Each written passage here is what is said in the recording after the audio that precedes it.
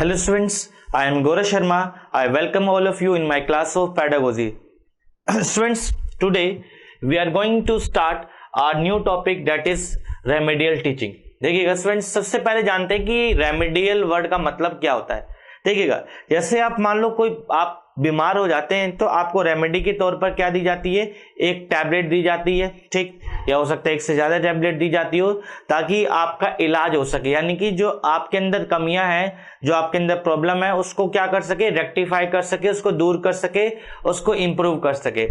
ऐसे ही क्या होता है आपका रेमेडियल टीचिंग के अंदर क्या होता है कि कुछ ना कुछ प्रॉब्लम्स होती हैं स्टूडेंट्स के साथ, तो उस प्रॉब्लम्स को कैसे दूर करना है या फिर क्या क्या प्रॉब्लम्स स्टूडेंट्स के अंदर होती हैं, वो सारा डिस्कशन देखेंगे इस टॉपिक के अंदर। तो सबसे पहले वर्ड है क्या, the word remedial means to rectify और इंप्रूव समथिंग, यानी कि किसी चीज को क्या करना, रेक्टिफाई करना, दूर करना या फिर उसमें सुधार करना कहलाता है क्या, रेमेडी।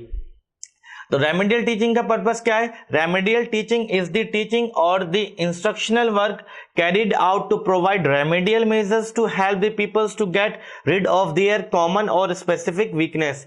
यानी कि मतलब ये हो गया कि जो स्टूडेंट्स के अंदर जो भी कमियां होती है स्टूडेंट्स, उसको टीचर क्या करता है, इंस्ट्रक्ट करता है उस कमियों को, और जो भी वीकनेस है, उसकी कमजोरी है, उस वीकनेस को दूर करने की कोशिश की जाती है, किसके थ्रू, रेमेडियल टीचिंग के थ्रू। क्लियर हुआ। अगला है लर्निंग डिफिकल्टीज। अब स्टूडेंट्स के अंदर जो जो लर्निंग डिफिकल्टीज होती है जिस पर टीचर काम करता है, किसमें, रेमेडियल टीचिंग के थ्रू। पहले वो देखते हैं डिफिकल्टीज क्या होती है, जब प्रॉब्लम का पता चलेगा तभी तो सोल्यूशन होगा। जब आप बीमारी को बताओगे कि मुझे ये प्रॉब्लम है, तभी तो डॉक्टर उसका इलाज देखता है। तो ऐसे ही क्या है, पहले देखते हैं कि स्टूडेंट्स के अंदर कौन कौन सी प्रॉब्लम्स होती हैं और फिर उन प्रॉब्लम्स को कैसे शॉर्ट आउट किया जाता है। तो सबसे पहले पुअर मेमोरी। ये काफी लोगों को दिक्कत होती है क्या, कि चीजें लंबे समय तक उन्हें याद नहीं रहती है, बहुत जल्दी भूलने की बीमारी होती है, ठीक है ना। तो वो क्या होती है आपकी पुअर मेमोरी। इस प्रॉब्लम को बोलते हैं स्टूडेंट्स एमनीशिया। इसको क्या बोलते हैं, एमनीशिया। इसको शॉर्ट टर्म मेमोरी लॉस भी बोला जाता है। क्लियर है। तो ये हो गया आपका पुअर मेमोरी। अगला short attention span. Short attention span का मतलब ये हो गया कि जो स्टूडेंट है, जो भी टीचर क्लास के अंदर परफॉर्म कर रहा है, जो भी चीज पढ़ा रहा है, तो उस टीचर पर या फिर टीचर का जो भी पढ़ा रहा है उस पर फोकस नहीं कर पाते, यानी कि शॉर्ट टर्म के लिए उस पर फोकस करते हैं, यानी कि उनका जो डिस्ट्रैक्शन है वो बहुत जल्दी हो जाता है, यानी कि उनका ध्यान बहुत जल्दी भटक जाता है। तो इस प्रॉब्लम को क्या बोलते हैं, शॉर्ट अटेंशन स्पैन, यानी कि थोड़े समय तक फोकस कर पाते हैं सिर्फ। अगला रिलेटिवली पुअर कॉम्प्रिहेंसिव पावर, यानी कि किसी भी चीज को क्या करने की, एक्सप्लेन करने की जो पावर होती है इसको बोलते हैं कॉम्प्रिहेंसिव पावर। ये पुअर हो जाती है, यानी कि कुछ स्टूडेंट्स अपनी चीजों को, कोई भी चीज है रिलेटेड जो भी वो एक्सप्लेन करना चाहते हैं, उसमें क्या होती है, प्रॉब्लम होती है, यानी कि इनएबिलिटी टू एक्सप्लेन क्या कहलाती है आपकी, कॉम्प्रिहेंसिव पावर। अगला है लैक ऑफ लर्निंग मोटिवेशन। इसमें क्या होता है स्टूडेंट्स कि कोई भी चीज अगर हम सीखना चाहते हैं तो वो किसी डर से हम नहीं सीख सकते, जैसे पेरेंट्स का डर हो या टीचर्स का डर हो और हम उनके डर से कोई चीज सीखना चाहे तो कभी नहीं सीख सकते हैं। अगर हमें लाइफ के अंदर सफल होना है तो हमारे अंदर सेल्फ मोटिवेशन का होना जरूरी है। कहने का मतलब ये हो गया कि अगर मुझे कामयाब होना है तो मुझे खुद के लिए कामयाब होना है।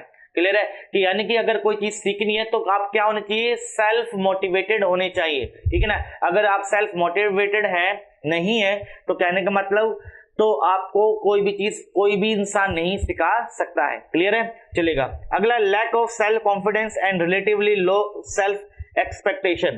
देखिएगा कि बिना कॉन्फिडेंस के तो लाइफ के अंदर कुछ होता नहीं है, यानी कि सबसे ज्यादा जरूरी है कामयाबी के लिए क्या, सेल्फ कॉन्फिडेंस, यानी कि अपने अंदर कॉन्फिडेंस होना चाहिए कि मैं ये कर सकता हूं लाइफ के अंदर, ठीक है ना। तो इसकी कमियां कुछ स्टूडेंट्स के अंदर होती है। दूसरी बात, आप खुद से एक्सपेक्ट करते हैं क्या, जैसे कहने का मतलब ये हो गया, किसी ने आपको सलाह दी क्या कि आप यूपीएससी की तैयारी करें, ठीक, आप पहले से डर जाते हैं यूपीएससी, तो यूपीएससी मुझसे तो नहीं होगा क्लियर, तो यानी कि आप खुद, मैं तो सिर्फ किसके लिए बनाऊं, मान लो कि मैं तो छोटी मोटी पोस्ट के लिए बनाऊं, तो आपने देखा कि आप खुद से ही कम उम्मीद लगाते हैं, ठीक है ना। तो यानी कि मतलब जो बड़े जो सपने होते हैं उन बड़े सपने को देखने से भी स्टूडेंट डरता है। तो यानी कि अपनी आप से ही कम उम्मीद लगाना कहलाता है क्या, relatively low self expectation. Clear है। अगला है वीक इन प्रॉब्लम सॉल्विंग पावर। जैसे प्रॉब्लम सॉल्विंग पावर क्या होती है, जैसे आपने रीजनिंग के अंदर देखा होगा कुछ लॉजिकल क्वेश्चंस होते हैं, आपको प्रॉब्लम दी दी जाती है और प्रॉब्लम से क्या मांगते हैं, सोल्यूशन मांगते हैं।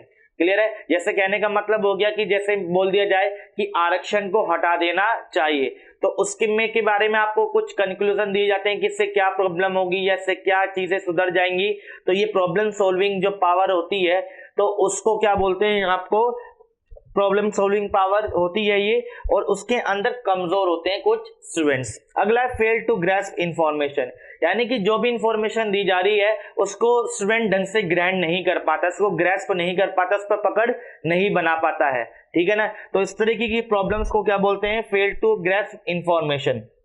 अगला है have difficulty in understanding new और एब्स्ट्रैक्ट कॉन्सेप्ट। एब्स्ट्रैक्ट कॉन्सेप्ट क्या होता है कि जो चीज हम स्टूडेंट्स इमेजिन करते हैं, यानी कि कोई भी चीज जो कल्पना करके हम सीखते हैं, ऐसे जो कॉन्सेप्ट होते हैं उनको एब्स्ट्रैक्ट कॉन्सेप्ट बोलते हैं, और इनमें स्टूडेंट को समझने में या फिर कोई भी नया कॉन्सेप्ट समझने में दिक्कतें होती हैं। क्लियर है। अगला है need more time to complete assignment और टास्क। जैसे देखते हो कि कुछ स्टूडेंट्स जो है बहुत जल्दी ही कोई भी टास्क या असाइनमेंट को कंप्लीट कर लेते हैं, लेकिन जिन स्टूडेंट्स को प्रॉब्लम होती है, डिफिकल्टी होती है, उनको असाइनमेंट या कोई भी गिवन टास्क करने में थोड़ा सा काफी समय लग जाता है। क्लियर हुआ स्टूडेंट्स। आगे देखते हैं।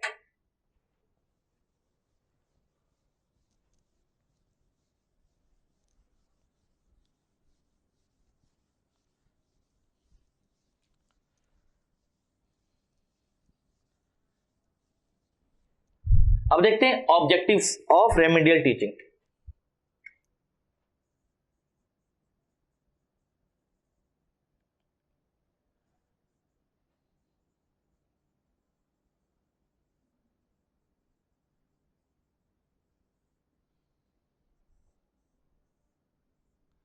यानी कि रेमेडियल टीचिंग के उद्देश्य क्या है, देखिएगा। पहला उद्देश्य यह है क्या कि स्टूडेंट्स की जितनी भी प्रॉब्लम्स है उसको दूर करना, to short out the problems. यानी कि कहने का मतलब हो गया कि एजुकेशन का जब तक आपका उद्देश्य कंप्लीट नहीं होता, जब तक हम हर एक बच्चे को क्या ना कर सके, कामयाब ना कर सके। ठीक है ना। यानी कि हमारा टारगेट है हर बच्चों को सिखाना।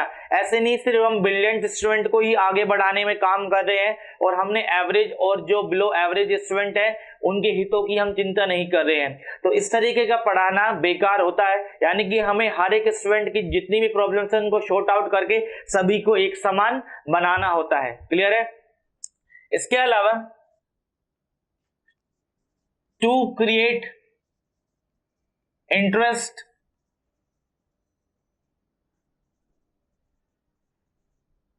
इन लर्निंग। देखिएगा कि हमारा जो टीचिंग मेथड होना चाहिए वो उस तरीके से होना चाहिए ताकि हर एक स्टूडेंट उसके अंदर क्या ले सके, इंटरेस्ट ले सके। क्योंकि जब तक कोई इंटरेस्ट किसी चीज के अंदर पैदा नहीं होता है तब तक उसे सीखने में मजा नहीं आता है। तो यानी कि हम इस तरीके से पढ़ाएं ताकि जो है हमारी टीचिंग के अंदर इंटरेस्ट क्रिएट हो सके। क्लियर है। अगला है, आप पॉइंट्स लिख सकते हैं, to build up self confidence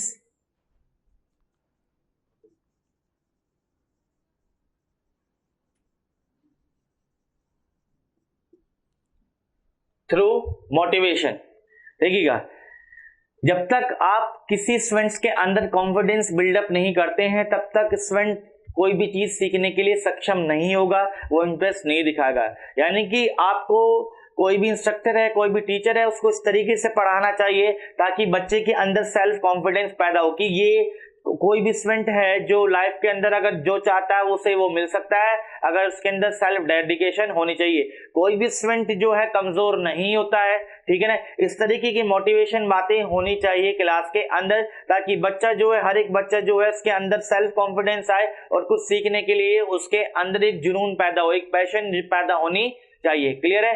तो ये कुछ ऐसे ऑब्जेक्टिव्स थे जो रेमेडियल टीचिंग के से रिलेटेड थे। क्लियर हुआ फ्रेंड्स?